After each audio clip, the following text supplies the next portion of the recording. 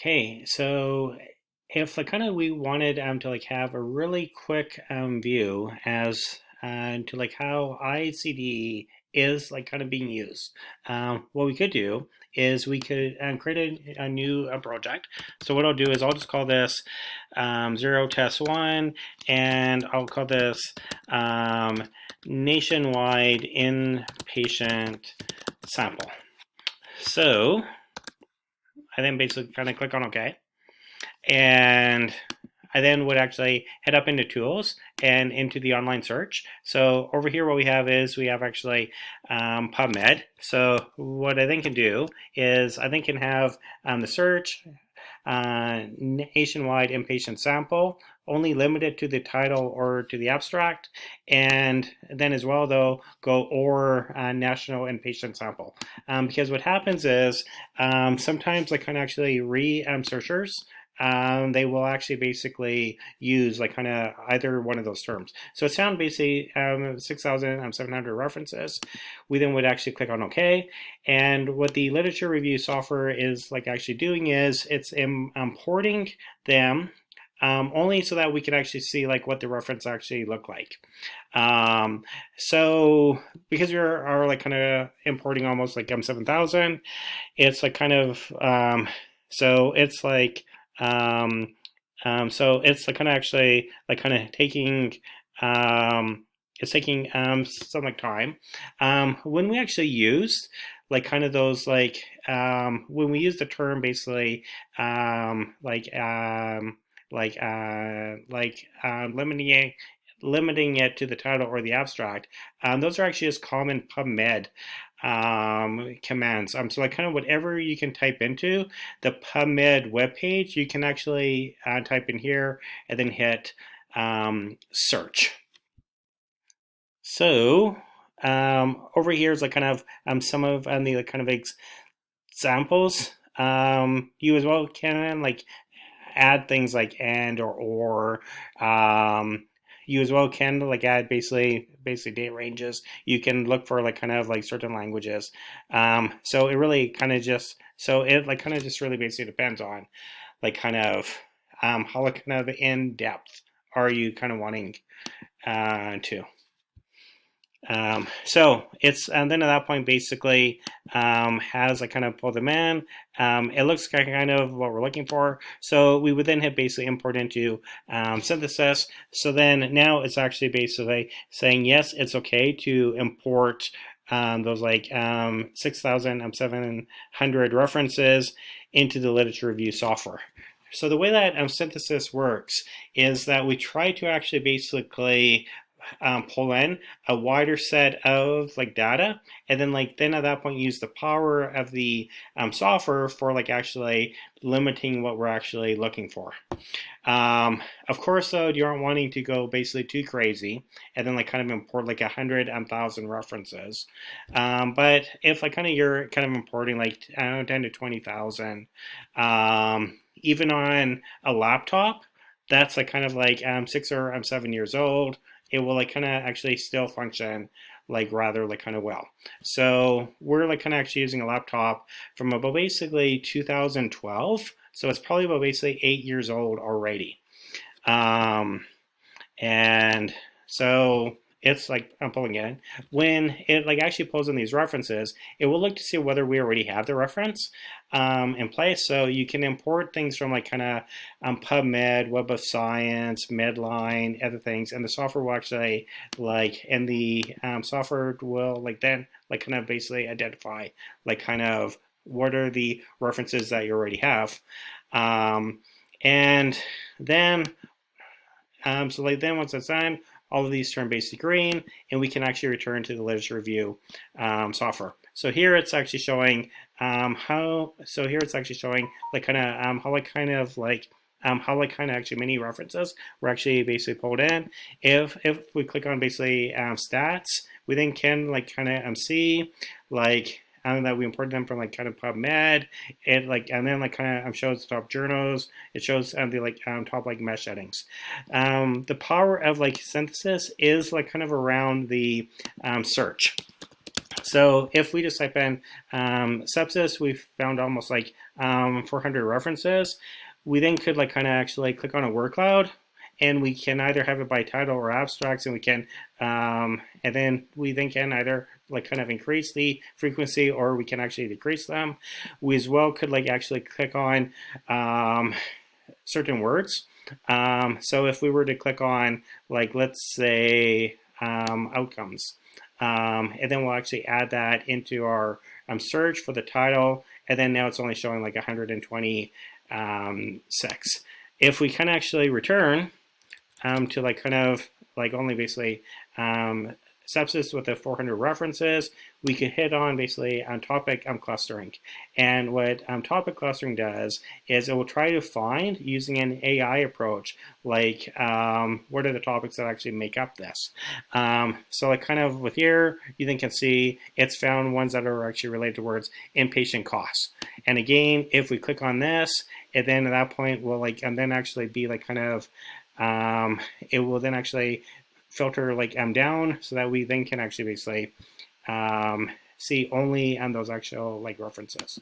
By clicking on a reference and going to the paper tab, we then can see like kind of like the title, the journal, like kind of the authors, the abstract.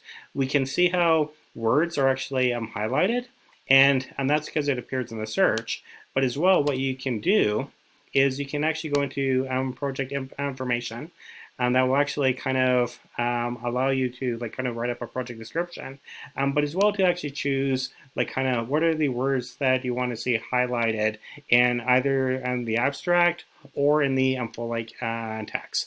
So if we were to type in, let's say, risk, and let's actually choose association.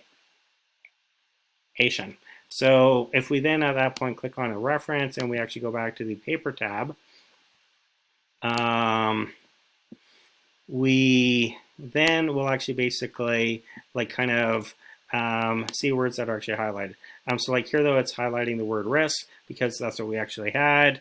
If we actually sort basically the title, and let's say we scroll down to association.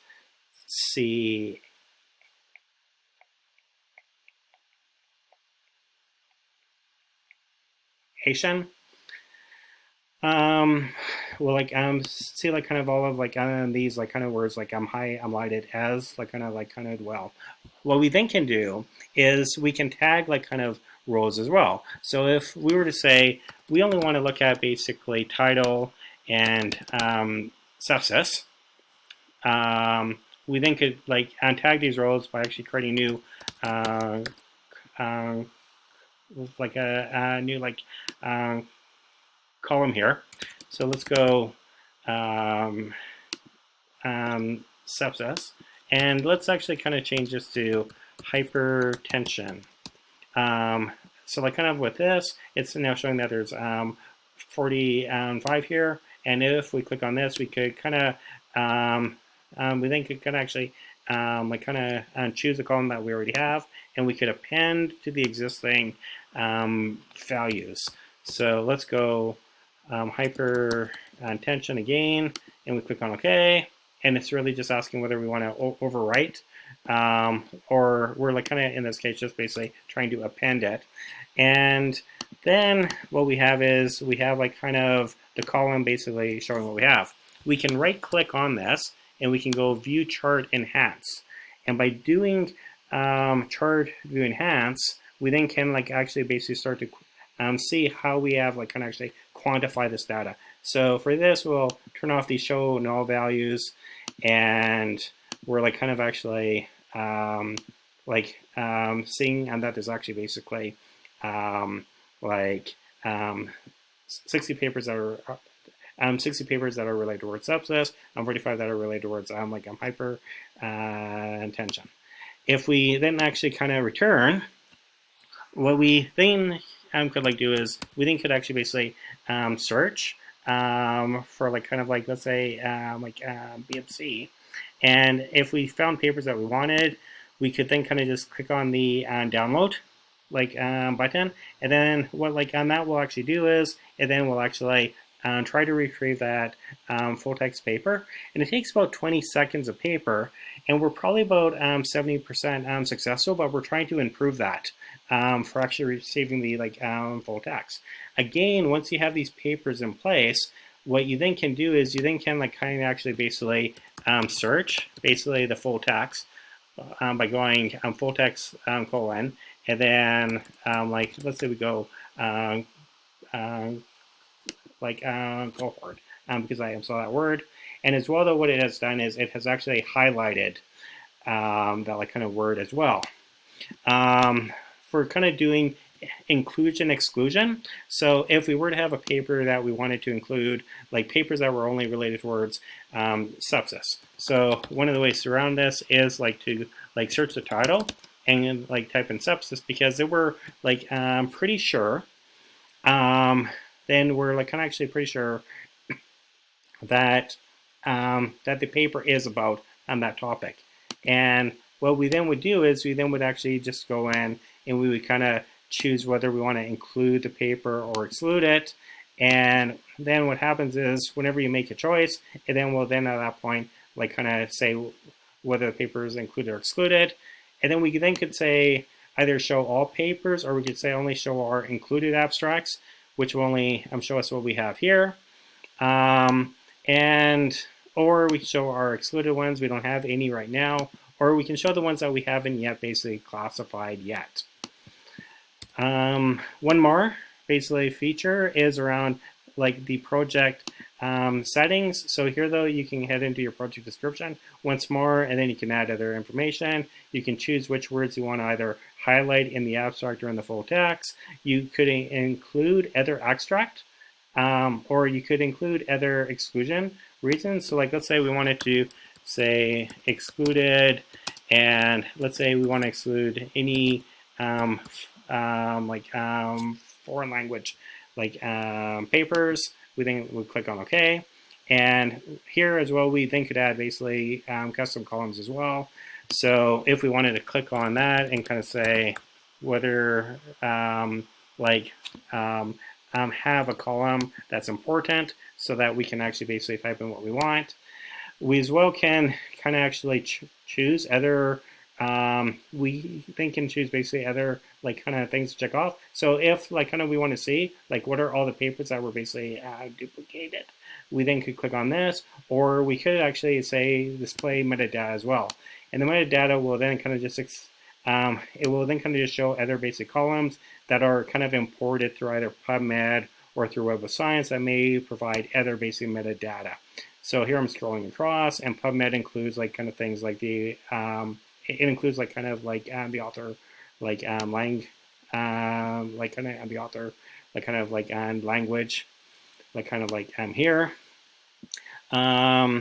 And then as well though, we can kind of just right click on kind of a lot of these columns, not on all of them, because if you click on title or author, it would just be way too cluttered.